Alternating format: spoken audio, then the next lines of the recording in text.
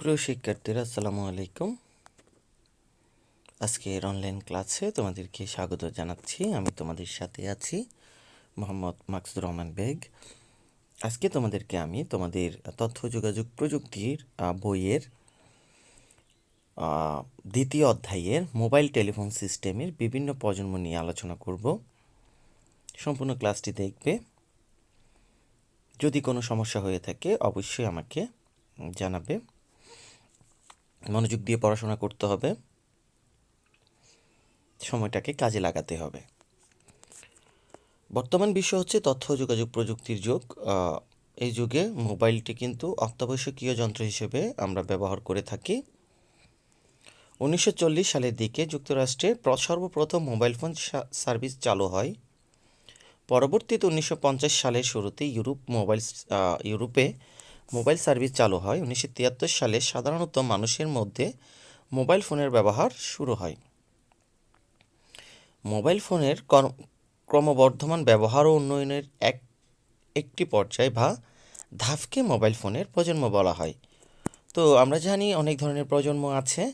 প্রথম প্রজন্ম, দ্বিতীয় প্রজন্ম, তৃতীয় প্রজন্ম, চতুর্থ প্রজন্ম, এই 4 প্রজন্মের বর্তমানে আমরা জানি, কিন্তু পঞ্চম প্রজন্মের মোবাইল ফোনও বর্তমানে ব্যবহৃত হচ্ছে। প্রথম প্রজন্মের ফোনগুলোতে সেগুলোকে বলা হচ্ছে সেলুলার নেটওয়ার্ক নির্ভর করে। সেলুলার বলতে অনেকগুলো সেল বা কোষ থাকে। অ্যানালগ সিস্টেমের উপর ভিত্তি করে সেগুলো তৈরি করা হয়েছিল। 1973 সালে সেনাবাহিনীর বাহিরে নির্দিষ্ট কয়েকটি ক্ষেত্রে মোবাইল ফোনের ব্যবহার শুরু হয়। 1979 সালে বাণিজ্যিকভাবে সাধারণত মানুষের মধ্যে মোবাইল ফোনের ব্যবহার শুরু হয়। সেজন্য 1979 সালকে প্রথম প্রজন্মের মোবাইল ফোনের সূচনাকাল বলা হয়ে থাকে। অর্থাৎ প্রথম প্রজন্মের ফোন অ্যান্টিনা যুক্ত ছিল, অনেক বড় ছিল, বাটন ফোন ছিল। সেগুলোতে আমরা ইন্টারনেট ব্যবহার করার কোনো ধরনের সুবিধা ছিল না। তো প্রথম প্রজন্মের মোবাইল ফোনের বৈশিষ্ট্য কী কী হতে পারে সেগুলো আমরা একটু জানবো, যেগুলো পরীক্ষায় আসে। নেটওয়ার্কে রেডিও সিগন্যাল হিসেবে অ্যানালগ সিস্টেম ব্যবহার করা হয়, অর্থাৎ এটা পুরোটাই অ্যানালগ। নেটওয়ার্কে NMT, Nordic mobile telephone standard. Channel access পদ্ধতি FDMA, frequency division multiple access. Mobile ফোনসমূহ আকারে ছোট ও ওজনে হালকা হয়। সিগন্যাল ফ্রিকোয়েন্সি তুলনামূলকভাবে কম হয়। কথোপকথন চলা অবস্থায় ব্যবহারকারীর অবস্থান পরিবর্তন হলে ট্রান্সমিশন বিচ্ছিন্ন হয়ে যায়। অর্থাৎ আমরা এখন যে কথা হেঁটে হেঁটে কথা বলতে পারি, চলন্ত অবস্থায় কথা বলতে পারি, সেক্ষেত্রে আমাদের তেমন ধরনের কোনো সমস্যা হয় না। কিন্তু প্রথম প্রজন্মের ফোনে আমরা অবস্থান পরিবর্তন করলে আমাদের কথোপকথন বিচ্ছিন্ন হয়ে যায়। এতে মাইক্রোপ্রসেসর ও সেমিকন্ডাক্টর প্রযুক্তি ব্যবহৃত হয়। অপেক্ষাকৃত কম ফ্রিকোয়েন্সি ব্যান্ডের ব্যবহার। দ্বিতীয় প্রজন্মের ফোন। প্রথম প্রজন্মের অ্যানালগ সিস্টেম মোবাইল ফোনের পরিবর্তে দ্বিতীয় প্রজন্মের digital mobile system network system চালু হয়। 1990 সালে ইউরোপে দ্বিতীয় প্রজন্মের মোবাইল ফোন সর্বপ্রথম ব্যবহৃত হয়। ট্রান্সমিশন কোয়ালিটি, সিস্টেম ক্যাপাসিটি এবং কি বিশাল এলাকা জুড়ে নেটওয়ার্ক গড়ে তোলার লক্ষ্যে দ্বিতীয় প্রজন্মের মোবাইল সিস্টেম চালু করা হয়। ভয়েসকে নয়েজ মুক্ত করার মাধ্যমে দ্বিতীয় প্রজন্মের মোবাইল ফোনের আবির্ভাব ঘটে। এটি ভয়েস ট্রান্সমিট করে ডিজিটাল পদ্ধতির মাধ্যমে।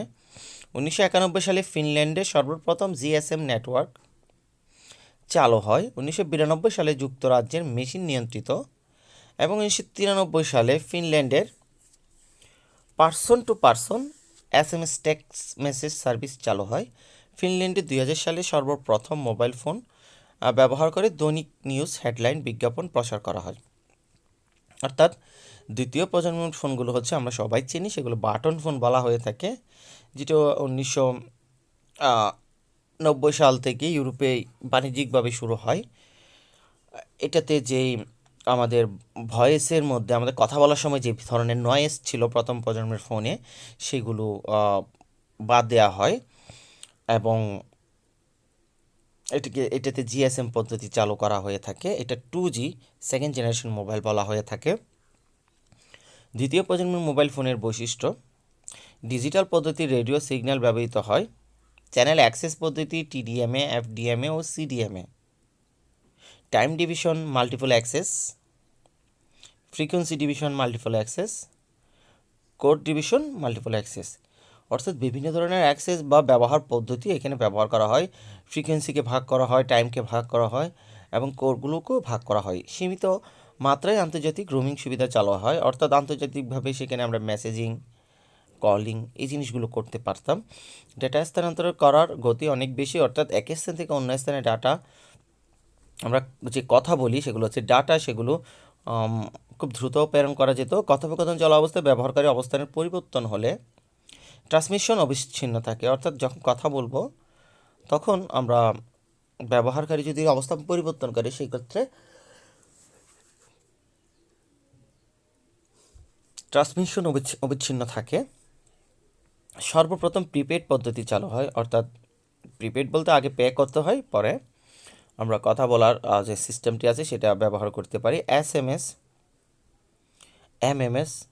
এমএমএস মাল্টিমিডিয়া মেসেজ সার্ভিস, অর্থাৎ এমএমএস হচ্ছে আমরা ছবি বা বিভিন্ন গ্রাফিক্স আমরা এক মোবাইল থেকে অন্য মোবাইলে সেন্ড করতে পারতাম। এসএমএস শর্ট মেসেজ সার্ভিস, যার সাহায্যে আমরা দূর দূরান্তে মেসেজ সার্ভিস বা মেসেজ আদান প্রদান করতে পারতাম।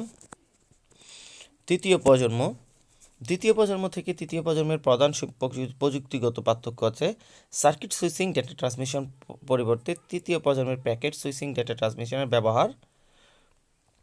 2001 সালের মে মাসে জাপানের টোকিও এলাকায় এনটিটি ডোকোমো চালু করে প্রথম অবাণিজ্যিক ও পরীক্ষামূলক 3G নেটওয়ার্ক। এই প্রজন্মের আধুনিক mobile technology HSP high speed packet access এর বাস্তবায়ন করা হয়। WCDMA wide code division multiple access পদ্ধতি, বর্তমানে UMTS universal mobile telecommunication system নামে পরিচিত। তৃতীয় প্রজন্মের উচ্চ গতির ডাটা ট্রান্সফার ও মাল্টিমিডিয়া ডাটা ব্যবহার করা হয়। স্ট্যান্ডার্ড ব্যাপক উন্নতি সাধিত হয়, ফলে সর্বাধিক ডেটা ট্রান্সফারের মোবাইল টেকনোলজি চালু হয়। 2002 সালে দক্ষিণ কোরিয়া যুক্তরাষ্ট্র WCDM এর প্রতিদ্বন্দ্বী ইভিডিও টেকনোলজি চালু হলো। 2002 সালের শেষ দিকে জাপান এবং 2003 সালে ইতালীয় যুক্তরাজ্য WCDMA টেকনোলজি ব্যবহারের প্রসার বাড়তে থাকে। 2007 সালে তৃতীয় প্রজন্মের নেটওয়ার্ক ব্যবহারকারী 295 মিলিয়ন দাঁড়ায়, যা ছিল মোট মোবাইল ব্যবহারকারী 9% মাত্র। প্রায় 2/3 ব্যবহারকারী WCDMA টেকনোলজি এবং 1/3 ব্যবহারকারী ইভিডিও স্ট্যান্ডার্ড ব্যবহার করতো। অর্থাৎ তৃতীয় প্রজন্ম আসার ফলে আমাদের কমিউনিকেশন সিস্টেমে ব্যাপক পরিবর্তন হয়েছে, অর্থাৎ যার সাহায্যে আমরা দ্রুতগতির ইন্টারনেট সেবার সাথে সাথে ভয়েস এবং SMS মাল্টিমিডিয়া সেবা সবগুলোই পেয়ে থাকি। তৃতীয় প্রজন্মের মোবাইল ফোনের বৈশিষ্ট্য প্যাকেট সুইচিং ও সার্কিট সুইচিং উভয় পদ্ধতিতে ডেটা ট্রান্সমিট হয়।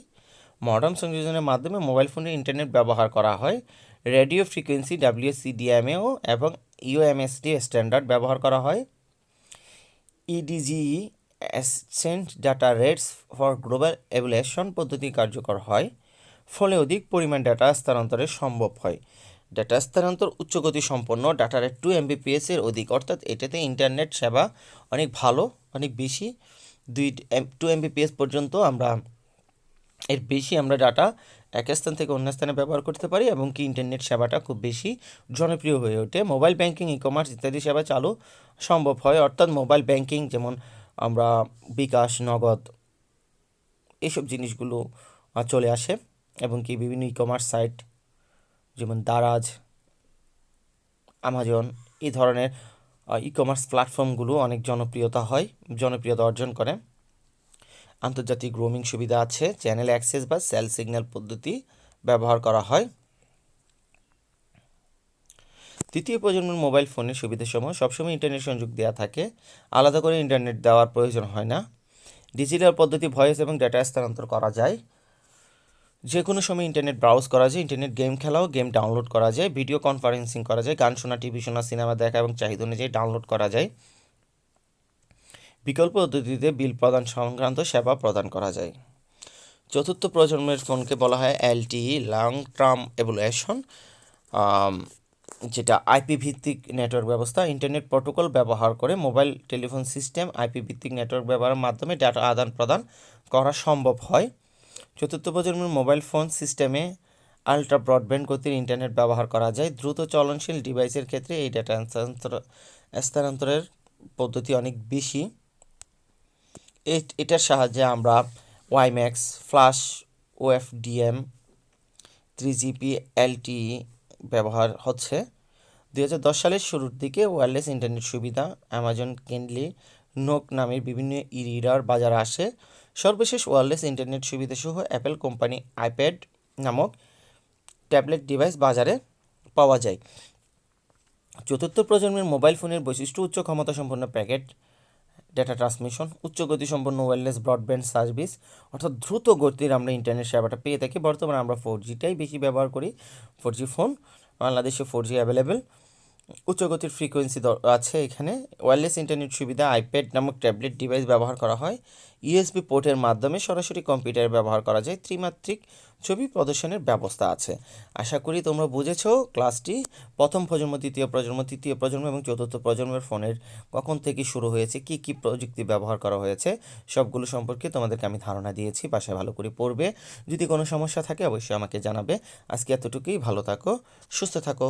আসসালামু আলাইকুম।